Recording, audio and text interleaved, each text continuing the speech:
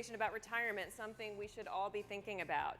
Please welcome Maliz Beams from ING, Sonia Arrison from Singularity University, and my colleague from Fortune, Senior Editor Jennifer Reingold.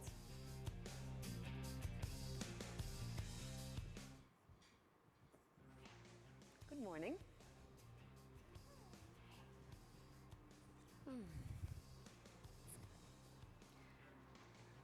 Good morning, both of you. Good morning, everybody. We are here to talk about retirement, and I would just like to start with a statistic. Right now, 5.7 million Americans are age 85 and older. There will be 19 million of those by the year 2050, and by that time, there will also be 601,000 people over 100 years of age. Sonia, who is a futurist, has written a book called 100 Plus, that looks at the impacts of what's happening to the human lifespan. So Sonia, why don't you tell me a little bit about the book and also what this implies for retirement? Right. Well, let me just start off by saying, we all know that in 2000, a draft of the human genome was completed. And that gave us the code for human DNA, for humans, the blueprint, if you will. And just like computer programs have ones and zeros, we have a code, A, C, T, and G, which is our DNA. And so humans have now, the human lifespan, and I like to call it health span, actually, because I think we're going to get healthier as we live longer because of a number of different technologies. And one of them is the ability to reverse engineer the human body. Wow. And so that's one of the really big things that's going on right now, and that was one of the reasons why I decided to write the book, because I saw all of these things going on, how biology was becoming an information technology, how the field of regenerative medicine was really taking off. There's something called tissue engineering, which allows for scientists to build brand new human organs in the lab with your own adult stem cells. Wow. So, for instance, somebody needs a new windpipe. It's been possible already in real humans, not lab animals, real humans, to take a 3D image of the windpipe, build a model out of a nanosynthetic material, take the patient's own stem cells, seed it, incubate it in the lab, take the diseased windpipe out. In one of the cases, it was because it was cancerous. Put the brand new built windpipe in, and that man today is cancer-free. Wow. And so that's another way that we're going to be healthier for longer periods of time. And so my book takes a look at how new technology will allow us to be healthier longer, how that's going to drive up the human lifespan. I argue that we'll live past 100, maybe to 150, which is roughly a doubling of human life expectancy, which we've done before, by the way. I mean, life expectancy in 1850 was only 43 years. Today, we're at about 80. So then I went back and I said, okay, well, how is that going to change the world? How does it change families? How does it change religion, our religious views? How does it change the economy? Retirement, of course, is what this panel is about.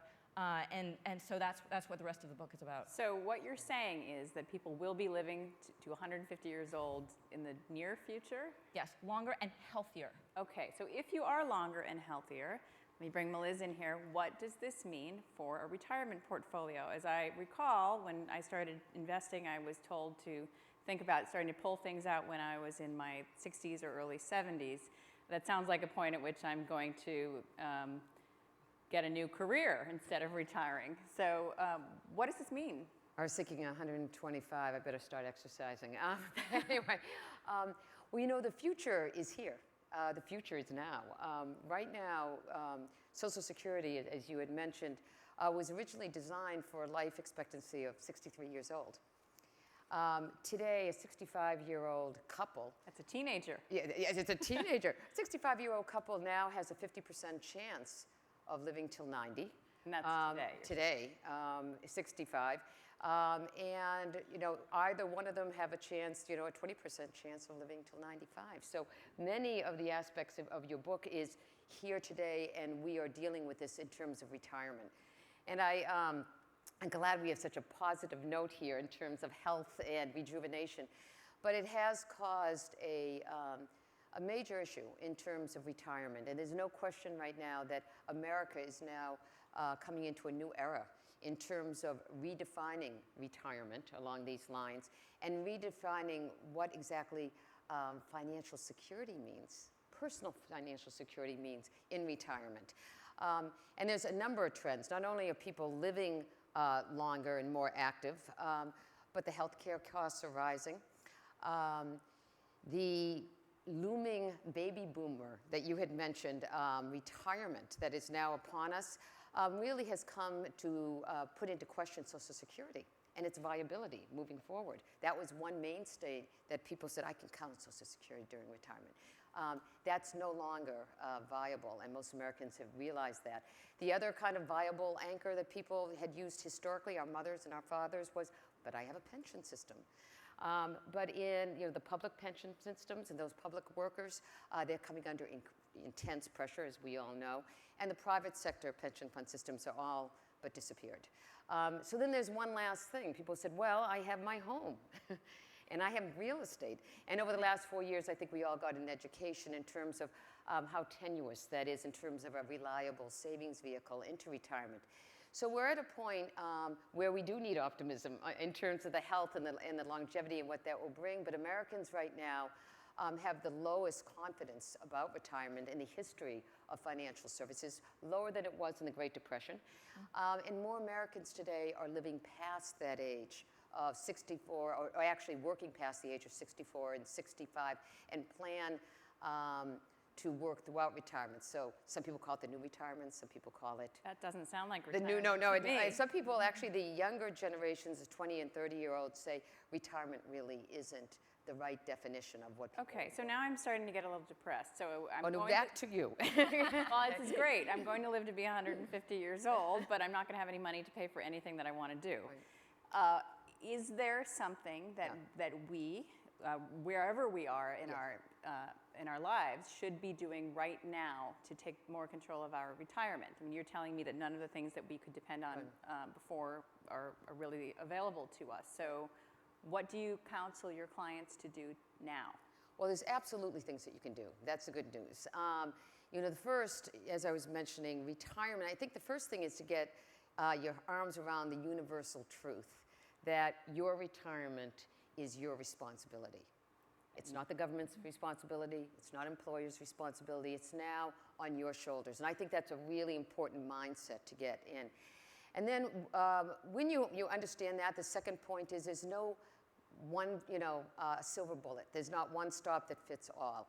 So what's very, very important is a couple of things. And it has been proven that people can retire very successfully. First, build a retirement plan. And most people find that helpful using tools and advice calculators. And the good news today is there is a proliferation, because this is a retirement issue, of employers and out there on the web that enables people, if they want to do it themselves, to figure out what that retirement plan would be. Let me just stop you for a second. Do those plans today incorporate a much longer lifespan? Or is that something you have to do on your own? It does. Most of them do. What is the fastest growing segment in financial services is the personal advisor. It's like a personal coach, fitness trainer, coach, right? It's a personal trainer, except you have to see them maybe once a year, not 3 times a week, which is probably a good thing. But the retirement tools that are out there look at your longevity. Look at what you want to do post-retirement. Now, people have redefined retirement as, I've earned the right to now do something I want to do for the next 30 years. So it's a really positive time. So what do you want to do? How do you want to live your life? What is going to be your longevity? That's very important. And then underneath all that, I think there's 2 things. Build up the savings. Retirement is a long-term process. We talk to clients, and we have over 6 million of them in the United States. You can have what you call play money, and you can do whatever you want with that and go into the stock market and do anything you want. But then there's your retirement money, and that's a long-term retirement process. And so, build up a nest egg. If you are working and if your employer offers you a retirement plan, max it out. It's easy. It's convenient. They come right out of your paycheck. It's usually matched, and it's tax deferred. So that's the first thing. That should be the cornerstone. The second thing is then build up your personal savings around that. Unfortunately, 50% of Americans are not employed at a place which offers them a retirement plan. So for those folks, really focus on the personal retirement savings, IRAs, low-cost annuities that will give you a guaranteed paycheck for the rest of your life the day after you get your last one officially. So it's all about the planning and setting kind of a long-term course and staying disciplined.